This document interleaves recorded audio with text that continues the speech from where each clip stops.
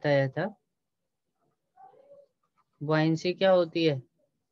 जब भी किसी बॉडी को लिक्विड या गैस के अंदर प्लेस करेंगे तो क्या होती है, एक फोर्स ग्रेविटी के अपोजिट डायरेक्शन में लगती है। That force is known as buoyant force. और वो फोर्स किसके कारण होता है? That force is due to pressure difference.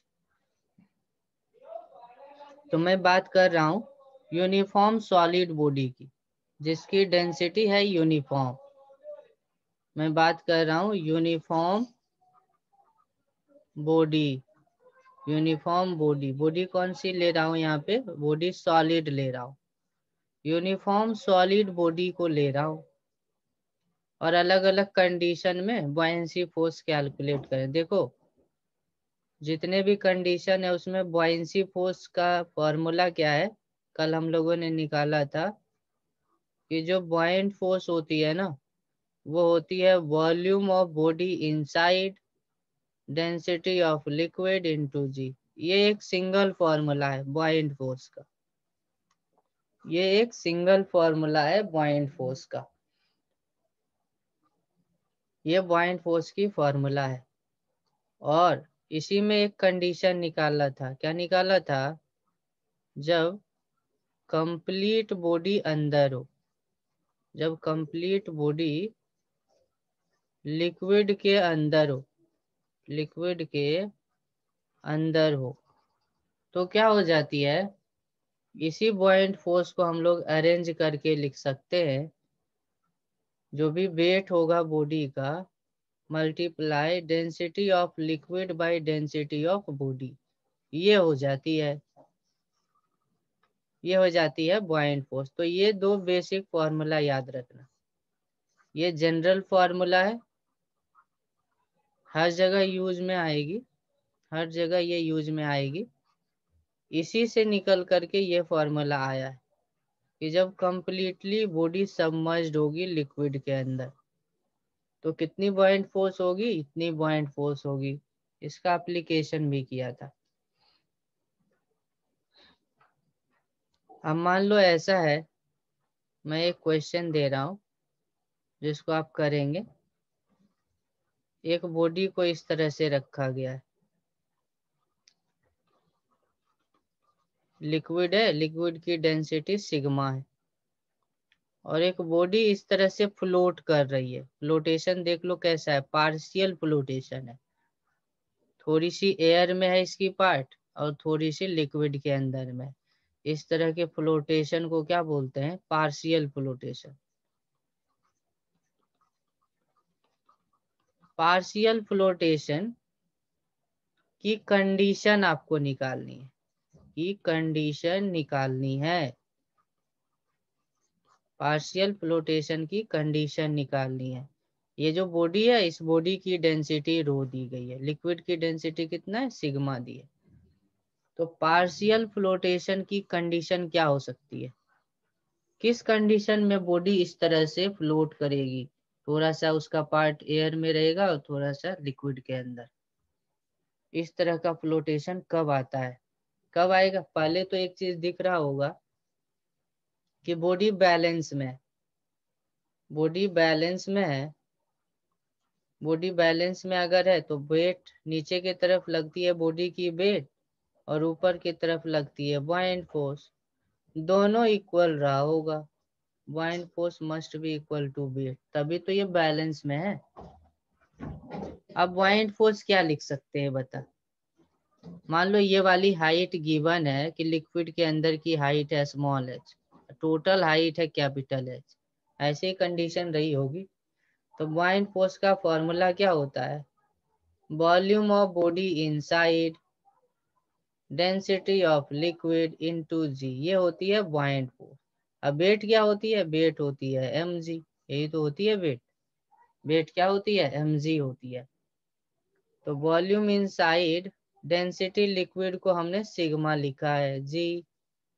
Mass body के लिए क्या लिख सकते हैं? मास को लिख सकते हैं volume of body into density of body into G. तो देखो जी से जी कैंसिल आउट हो गए।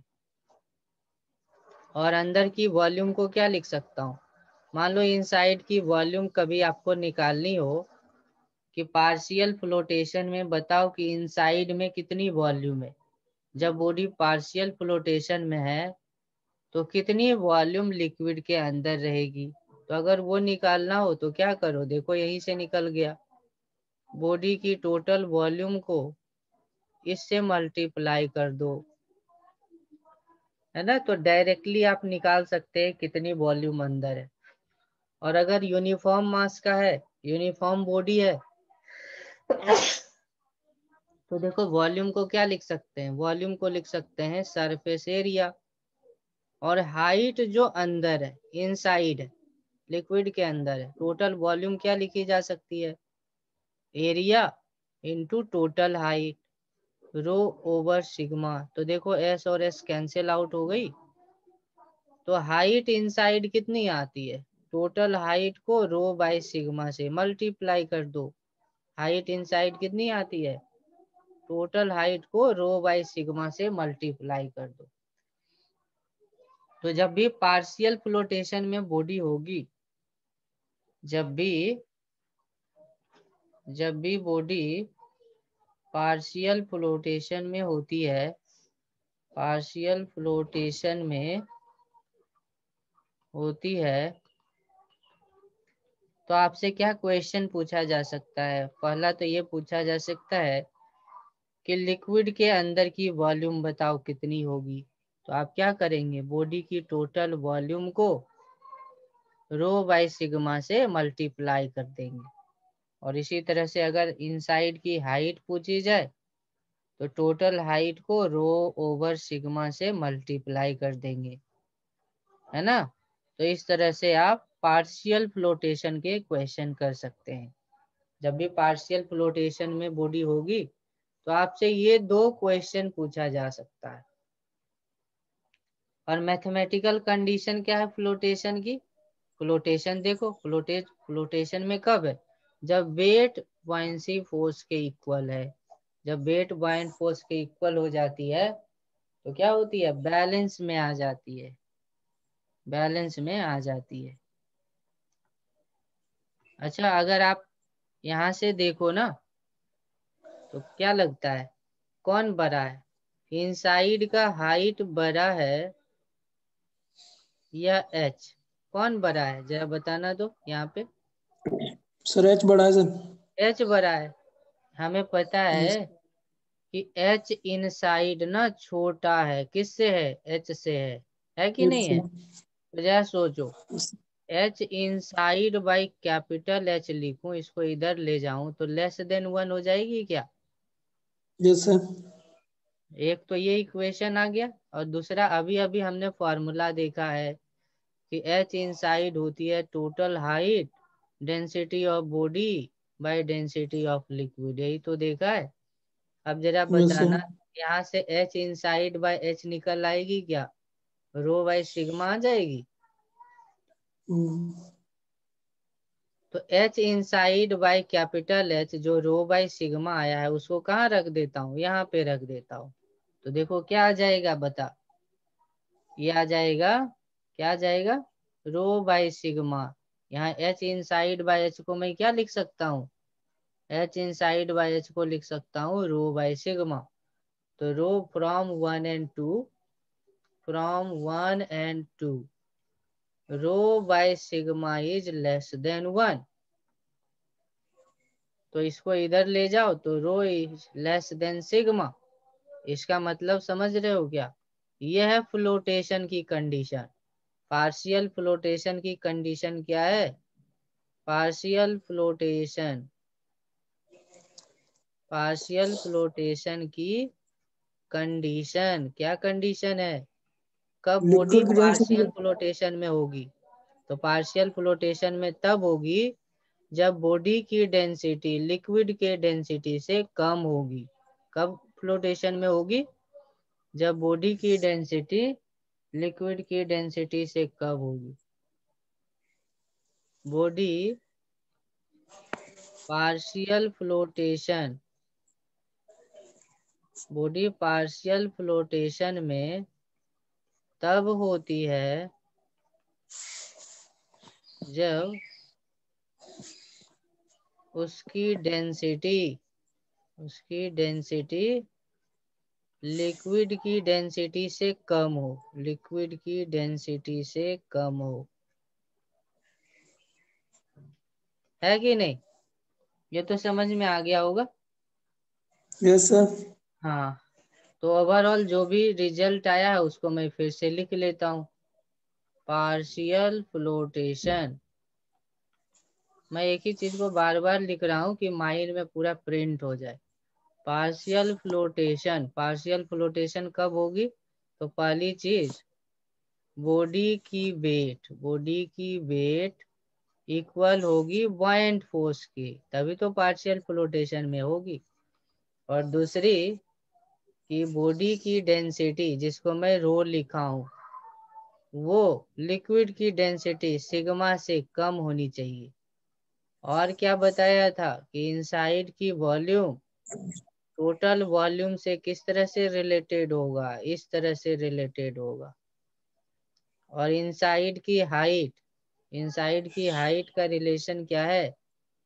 इनसाइड की height, h inside is total height rho over sigma, है ना? तो ये बेसिक कॉन्सेप्ट है पार्शियल फ्लोटेशन की। कोई भी क्वेश्चन आएगा तो इसी पे बेस्ड आएगा, कोई भी क्वेश्चन आपके पास रहेंगे तो इसी पे बेस्ड रहेंगे कि नहीं? Yes sir. हाँ, पार्शियल फ्लोटेशन की ये कंडीशन हो गई। अब बॉडी हमेशा पार्शियल फ्लोटेशन में नहीं होता है, कभी कभी ना आप देखे होंगे नदी में कोई चीज ना डूब करके, कोई लकड़ी का लट्ठा हो, वो ना डूब करके तैरती हुई आगे बढ़ती है, ऐसा देखा होगा आपने। पूरी की पूरी डूबी हुई होती है और वो तैर भी रही होती है कि नहीं? तो उसको क्या बोलेंगे? Full flotation.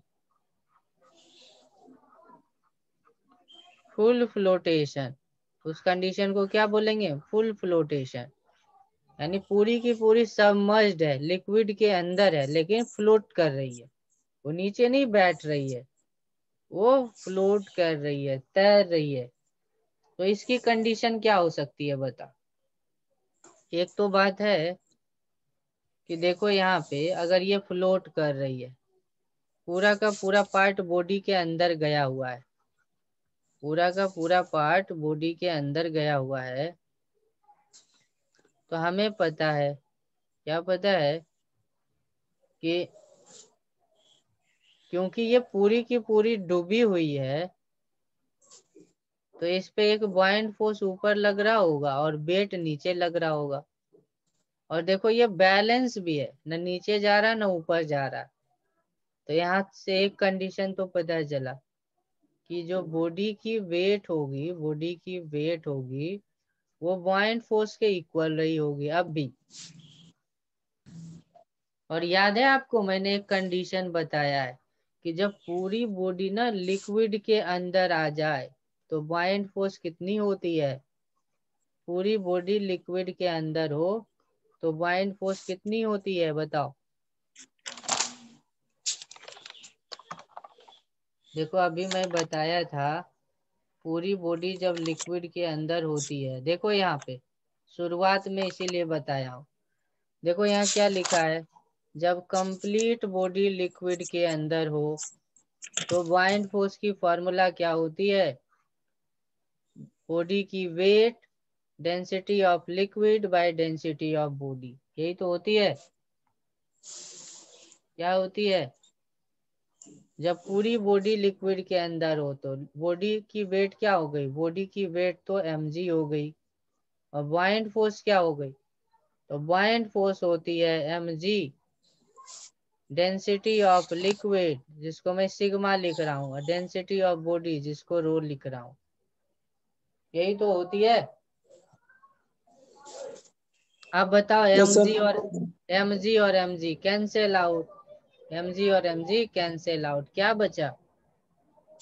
इधर 1 सिग्मा बचा, अपॉन इधर सिग्मा बाय रो बचा। तो क्या हो गया? सिग्मा इक्वल्स टू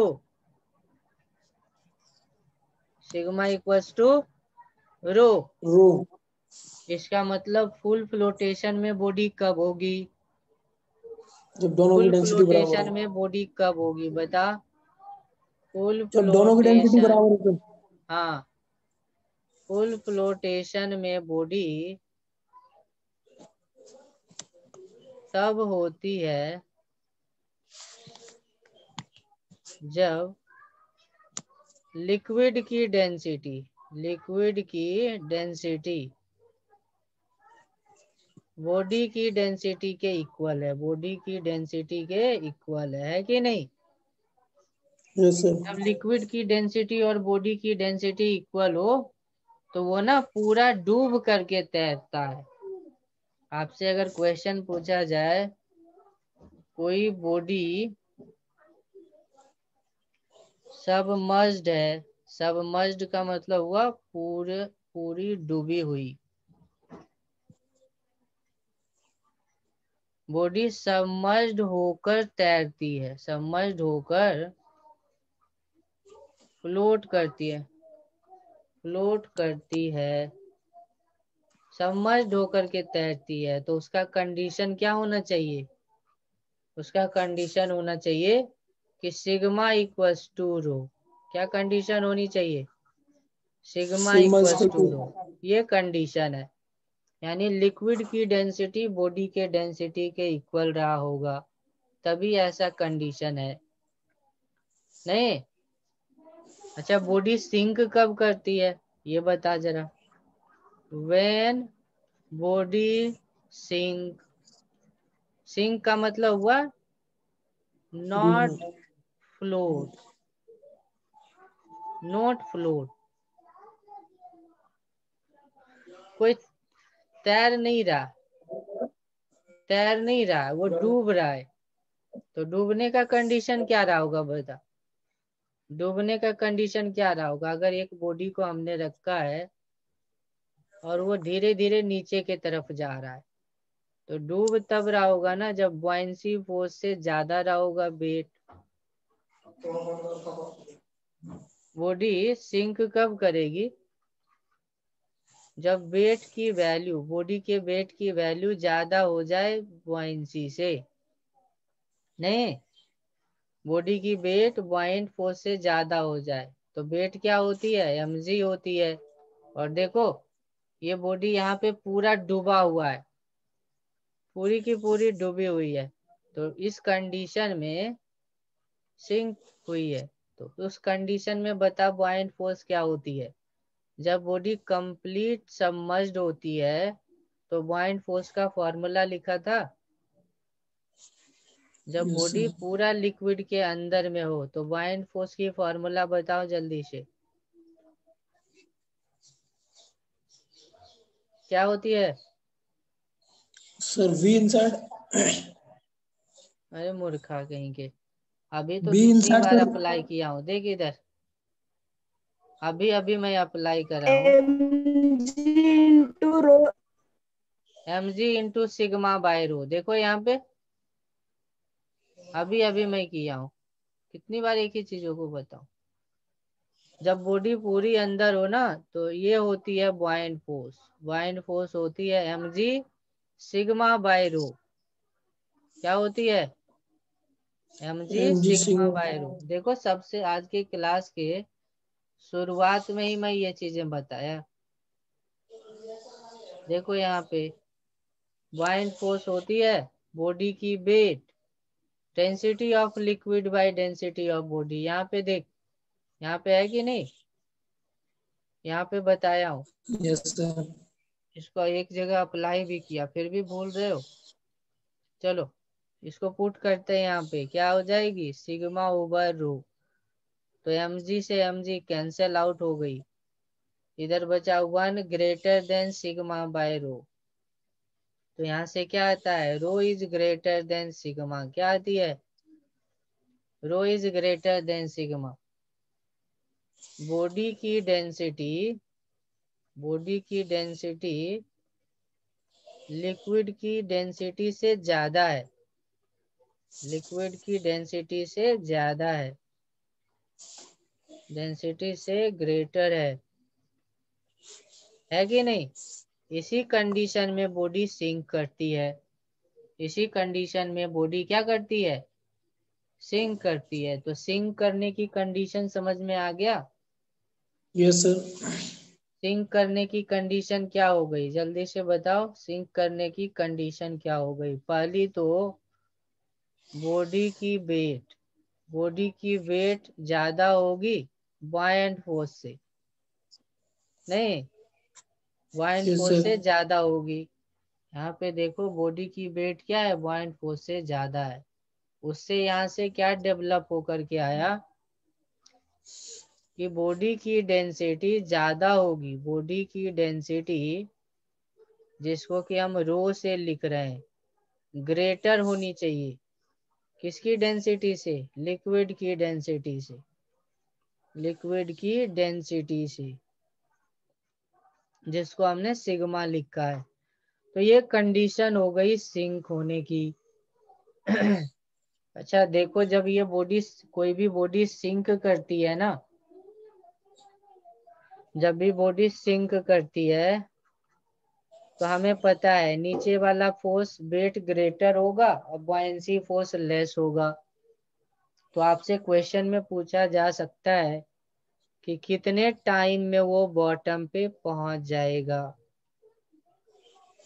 मान लो एक लिक्विड दी हुई है, देखो यहाँ पे एक लिक्विड दी हुई है, इस लिक्विड की डेंसिटी है, इस लिक्विड की डेंसिटी कितनी है, मान लो दिया हुआ है 0.9 10⁻³ kg/m³। ये लिक्विड की डेंसिटी है। और यहाँ पे, यहाँ से जस्ट एक बॉडी को रिलीज करा गया है और इस बॉडी की डेंसिटी दी हुई है 1.2 10⁻³ kg/m³। देखो ये दिया हुआ है ये लिक्विड है और बॉडी की डेंसिटी दी हुई, क्या लगता है कौन सा कंडीशन होगा। पहले तो ये सर ये वाला। बताओ कि बॉडी पार्शियल फ्लोटेशन में होगा या फुल फ्लोटेशन में होगा या सिंक करेगी बॉडी, कौन सा सर कंडीशन होगा। सिंक करेगी सर बॉडी। सिंक करेगी, सही है, क्योंकि बॉडी की डेंसिटी ग्रेटर है। बॉडी की डेंसिटी हमने क्या लिया है, ग्रेटर लिया है, इसलिए सिंक करेगी। सिंक का मतलब क्या हुआ, वो नीचे के तरफ मूव करेगा और लास्ट में कहाँ चला जाएगा, लास्ट में चला जाएगा बॉटम पे। लास्ट में कहाँ चला जाएगा, बॉटम पर। बॉटम पे। तो मान लो ये हाइट दी गई थी h0, ये हाइट कितनी दी गई थी, ये हाइट दी गई है h0, सरफेस से बॉटम की हाइट है h0। तो आपको बतानी है, पहली चीज बतानी है इसमें, एक्सेलरेशन ऑफ बॉडी, क्या बतानी है, बॉडी की एक्सेलरेशन बतानी है।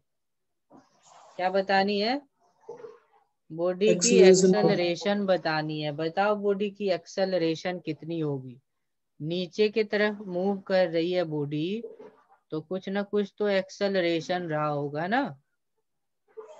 तो बॉडी यस की सर। एक्सेलरेशन, ये तो पता है कि बॉडी सिंक करेगी, ये तो पता है कि बॉडी क्या करेगी, सिंक करेगी।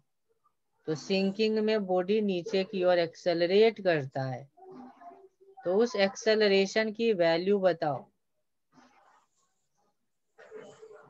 क्या होगी यस सर। एक्सेलरेशन की value.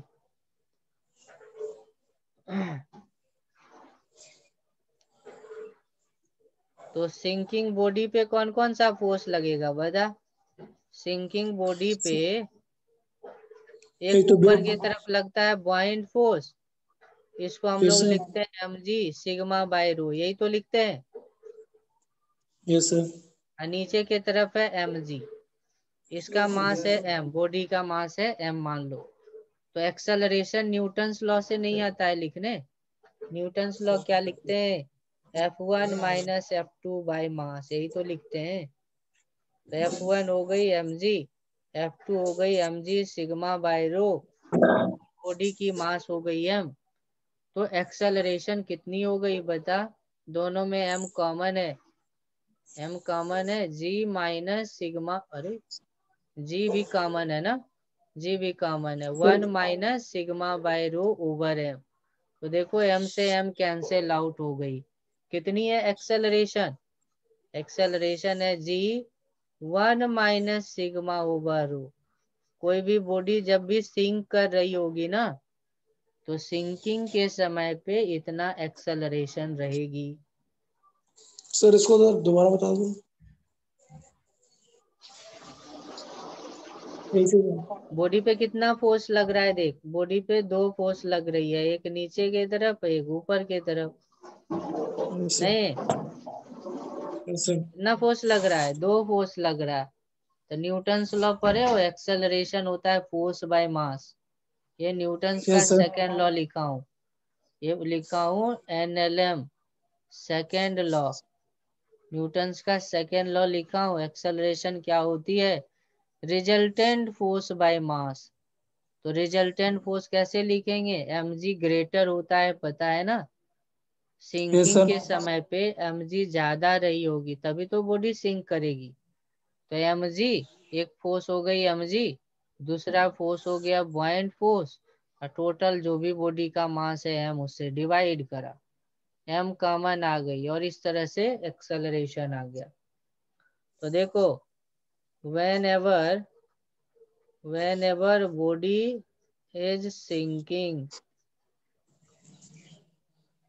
it has this acceleration। जब भी बॉडी सिंक कर रहा हो ना, तो डायरेक्ट ये एक्सेलरेशन का फॉर्मूला लगा दो, ये नहीं कि डिराइव करने लगेंगे। कौन सा फॉर्मूला लगा देंगे, ये वाली फॉर्मूला। अच्छा जरा एक्सेलरेशन मिल गया है, तो हमारा क्वेश्चन क्या था, अब सेकंड क्वेश्चन इसी में है। देखो अभी मैं क्वेश्चन क्या किया था, क्वेश्चन किया था कि बॉडी की एक्सेलरेशन बताओ, अब मैं सेकंड क्वेश्चन इसमें कर रहा हूँ, find velocity of body when it reaches at the bottom. Bottom पे जब वो पहुंच जाती है बॉडी, तो वेलोसिटी क्या होगी, बॉटम पे पहुंचने के बाद वेलोसिटी क्या होगी ये बतानी है। बॉटम पे पहुंचने के बाद वेलोसिटी क्या होगी ये बतानी है। क्या होगी वेलोसिटी बता, ऊपर में तो रेस्ट से चला होगा, इधर तो यस u सर। हो गई 0, यहाँ पे आने के बाद v मुझे निकालनी है, ये वाली डिस्प्लेसमेंट है h0, और नीचे की तरफ एक्सेलरेशन अभी अभी निकाला है, तो u हो गई 0, v हमें निकालनी है, डिस्प्लेसमेंट हो गई h0, और एक्सेलरेशन का फॉर्मूला पता है g1 माइनस सिग्मा बाय रो, अभी तो निकाला था, देखो यहाँ पे देखो एक्सेलरेशन अभी निकाला हूं। तो जल्दी से बता दो काइनेमेटिक्स में कौन सा रिलेशन है जिसमें भी यू एस ए है, काइनेमेटिक्स में कौन सा रिलेशन है जिसमें भी U S A present V है। square is equals to U square V plus sir. twice A। हाँ फॉर्मूला क्लियर है, फॉर्मूला है B square equals to U square plus 2as, यही तो फॉर्मूला अप्लाई करते हैं। तो बी स्क्वायर, यू तो 0 है, 2as, एस तो दिया हुआ है, भी हमें निकालनी है, तो भी लिख देते हैं अंडर रूट 2as, नहीं भी क्या लिख देते हैं अंडर रूट 2as। तो भी की वैल्यू क्या हो जाएगी 2, एस की वैल्यू पता है h0, ए की वैल्यू भी पता है, ए की वैल्यू क्या है g1 माइनस सिग्मा ओवर रो। तो ये वेलोसिटी है, इस वेलोसिटी से बॉडी बॉटम सरफेस को हिट करेगा, या इतने वेलोसिटी से बॉडी बॉटम सरफेस पे जाएगी। अब इसी में मेरा थर्ड क्वेश्चन है, बॉडी कितने टाइम के बाद बॉटम पर पहुंचेगी? कितने टाइम के बाद पहुंचेगी ये बताओ। टाइम कितना लगेगा, कितने टाइम लगेंगे बता। यहाँ से बॉडी को नीचे जाना है, यू हो गई 0, आपको भी पता है क्या है, एक्सेलरेशन भी पता है क्या है, डिस्प्लेसमेंट भी पता है, और आपको टाइम निकालनी है कि कितने टाइम में ये यहाँ से यहाँ चला जाएगा। जल्दी से बताओ कौन सा फॉर्मूला लगाया जाए टाइम का।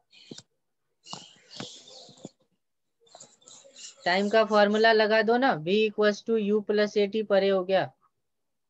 Yes sir. v equals to U plus A T परे हो, अभी अभी तो v निकाले हो। v क्या निकल करके आया है, v निकल करके आया है, v का वैल्यू भी जानते हो, a का भी वैल्यू भी जानते हो। कोई भी फॉर्मूला लगाओ सॉल्व हो जाएगा, कोई भी फॉर्मूला लगा दो। मैं ये वाला फॉर्मूला लगा रहा हूँ, टाइम का फॉर्मूला होता है √2s। टाइम का फॉर्मूला √2s/a, ये फॉर्मूला पढ़े हो। s equal to U yes T sir. Plus half A T square लगाया हूँ, तो जब u 0 होगा तो यही तो फॉर्मूला होगा टाइम का। तो टाइम का फॉर्मूला लगा दो, टाइम हो गया √2s/a। अब आप s भी जानते हो, s का वैल्यू h0 दिया था, और एक्सेलरेशन की वैल्यू कितनी थी, g1 माइनस सिग्मा वाई रो। तो ये टाइम का फॉर्मूला हो गया। इतने टाइम में बॉडी बॉटम सरफेस पे जाएगी, इतने टाइम में बॉडी बॉटम सरफेस पे जाएगी। आ गया बात समझ में। Yes sir. चलो अब मैं आपसे एक और क्वेश्चन पूछ रहा हूँ, जरा बताना। मान लो यहाँ पे एक बॉडी है, बॉटम पे एक बॉडी है, बॉटम पे एक बॉडी दी गई है, ये हाइट है h0, ये हाइट क्या है, h0 है। बॉटम से सरफेस की हाइट है h0, लिक्विड की डेंसिटी है सिग्मा, बॉडी की डेंसिटी है रो, ये गिवन है। और क्वेश्चन में दिया है कि रो इज लेस देन सिग्मा। क्या कंडीशन दिया है क्वेश्चन में, रो इज लेस देन सिग्मा। तो अब आप बताओ कौन सा कंडीशन सही होगा, पार्शियल फ्लोटेशन में बॉडी होगी, या फुल फ्लोटेशन में बॉडी होगी, या सिंक करके रहेगी बॉडी, कौन सा कंडीशन होगा बताओ। partial flotation. पार्शियल फ्लोटेशन में बॉडी होगी, सही है, पार्शियल फ्लोटेशन में बॉडी होगी। क्यों, क्योंकि यहाँ पे बॉडी की डेंसिटी कम है। बॉडी का डेंसिटी अगर इक्वल होता तो फुल फ्लोटेशन, बॉडी की डेंसिटी ज्यादा होती तो सिंक करती, लेकिन यहाँ कम है।